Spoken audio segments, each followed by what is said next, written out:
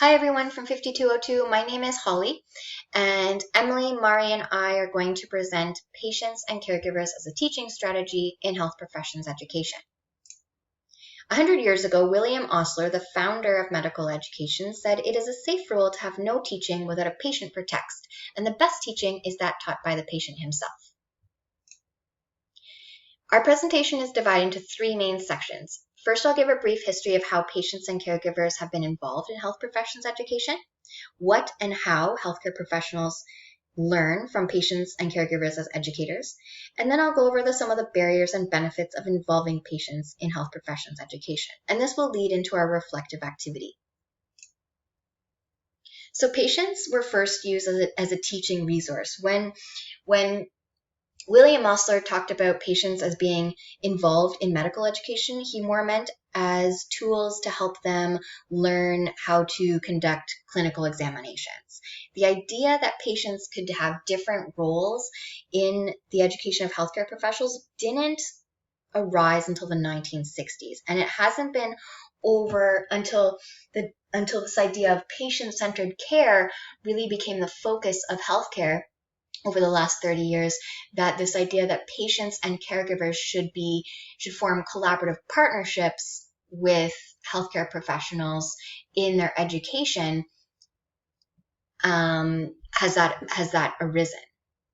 Now, you'll see through the roles that we're going to talk about that patients have been involved in that they are more actively involved, but we still have a while and things to work on before we can actually say that they are actively involved in health professions education. Before going into the roles, I'll just unpack some terminology that you'll find in the literature. So simulated patients are actors. They don't have any experiential knowledge with illness or the healthcare system. Standardized patients are real patients. They have some experiential knowledge that they can use, but they use it to a limited extent because they are trained by faculty to act out scenario or to teach in a certain way that allow educators to measure a set of criteria in which they believe that healthcare professionals should meet. So standardized and simulated patients teach in predictable and structured ways in which a lot of faculty appreciate. However, Williams and Dalwood really emphasize that yes, simulated and standardized patients play a role and a purpose in health professions education, a very important purpose, but these cases should always be facilitated with real patients as well. So, because real patients draw from their own authentic knowledge of illness, and they bring authentic learning opportunities that kind of push the healthcare professional skills and abilities to the next level. They teach in these unstructured ways that really provide this experiential learning opportunity to healthcare professionals. They also provide healthcare professionals with real-time feedback so that they can change their behaviors more easily and more authentically. So patients have mostly been involved as teachers and assessors of clinical skills, so through communication and professional skills. They have been storytellers of experience. They might come into the classroom and share some of their perspectives and experiences with illness and the healthcare system. They might contribute to creating educational materials such as case studies and making sure that they are as authentic as possible. But all of these roles are usually one-off events in health professions education, and they are decided by faculty based on a need to fulfill learning objectives. They do serve purpose and they are important, but in order to be called active patient involvement, Towle and colleagues really emphasize that patients should be involved at institutional levels, so as curriculum designers, as evaluators, where they instill their experiences along the continuum of health professions education. As educational mentors, patients can lead education in more meaningful ways to them. And as members of admission boards and research funding committees, they are involved right from the beginning of a health professional's career, and or as a researcher's research initiative. Bleakley and Blythe say what is missing from the culture of health professions education and of their professional identity that would allow patients to be more involved and more actively involved in the education of healthcare professionals is moving away from this traditional idea that doctors and faculty are role models for students. So having the patient be the role model for the student, where the medical student or the healthcare professional student co-creates knowledge through open dialogue with patients so that they understand each other and build these partnerships, more authentic partnerships, there'll be this change in behavior that supports a culture where the student has an identity built on the values of patient-centered care, which can really only come from the patient themselves. And so the doctor or the faculty, instead of being role model, they pass that on to the patient and they just act as a facilitator. Patients and caregivers, so they teach healthcare providers patient-centeredness and interprofessionalism.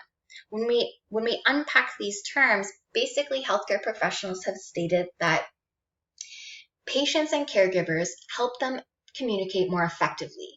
So in ways that patients understand, and also more transparently, and the importance of that.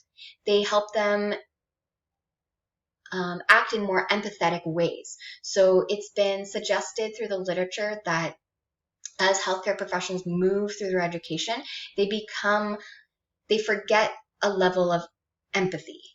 They get wrapped up in textbooks and other things they have to do for school, and they forget why they entered the profession in the first place. So patients can bring that back to their education.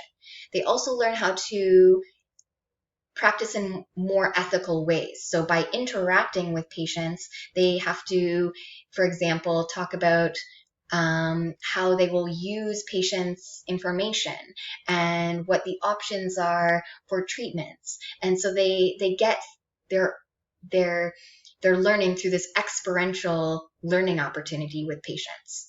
And then they also say that patients just help them practice in more holistic ways. They understand patients' needs better.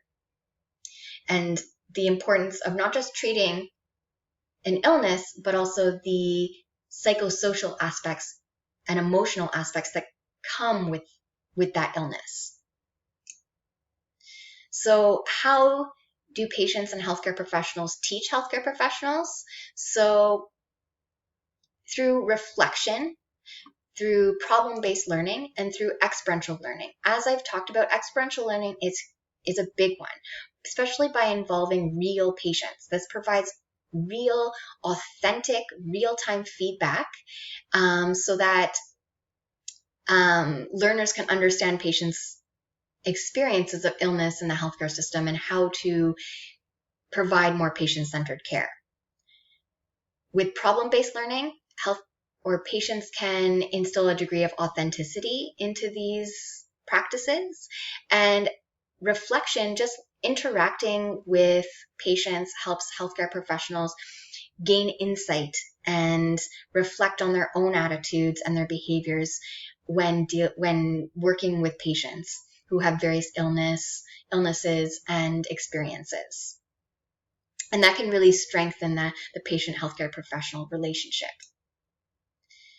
The benefits of patient involvement in health professional education are mutual. So healthcare professionals, again, explain how when patients are involved in their education, they learn to understand not just the visible, but also the invisible ailments of living with a chronic condition.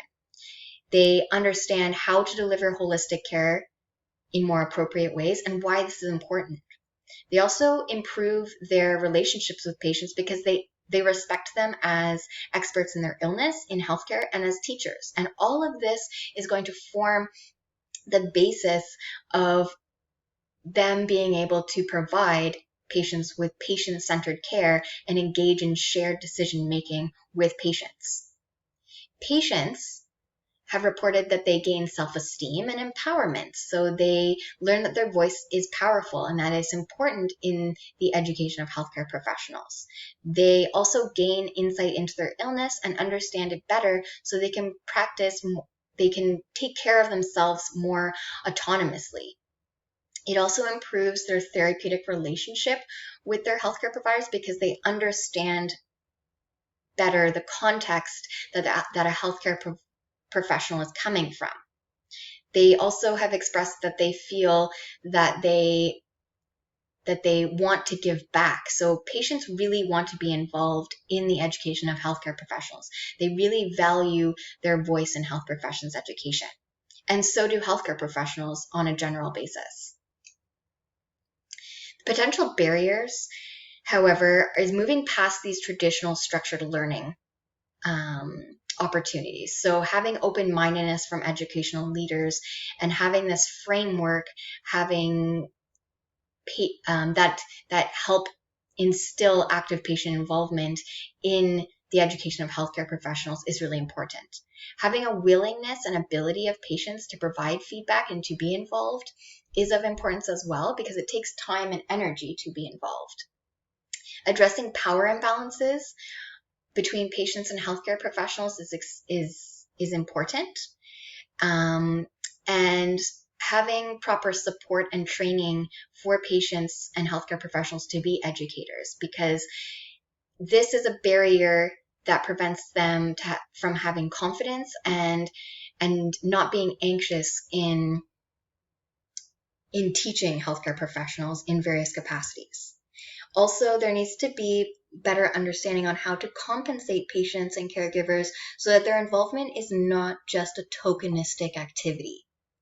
Addressing ethical concerns, just being transparent with healthcare providers in how, or transparent with patients, on how healthcare professionals will be using their information and how they will be involved and portrayed in health professions education is of importance as well. So overall, I have highlighted that patients and caregivers in various capacities, whether that be at institutional levels or at one-off levels, it's very important to instill their involvement in health professions education. They are a valuable teaching strategy. They help healthcare professionals develop intrinsic skills, patient-centeredness, professional attitudes and behaviors. And greatly, this is through reflection and through experiential learning. Yet, to really be instilled to their full potential, I just highlight the importance of active patient involvement because, again, to really instill the full potential of patients, this needs to be addressed. And so having them work at higher educational levels and institutional levels is important so that they're free to instill patient-centeredness and aspects of that in patient-led, in educational ways that are patient-led. More research is also needed into the long-term outcomes of involving patients in the education of healthcare professionals. So the evaluation of, what healthcare professionals really get from this is needed, but from the literature that is out there, the involvement of patients is invaluable to the education of healthcare professionals. So I hope that you have learned something through our presentation and have a perspective that patients are very important, but there are also barriers that can be overcome. So I encourage you to look at the reflective activity now. Thank you for listening. And here are our references.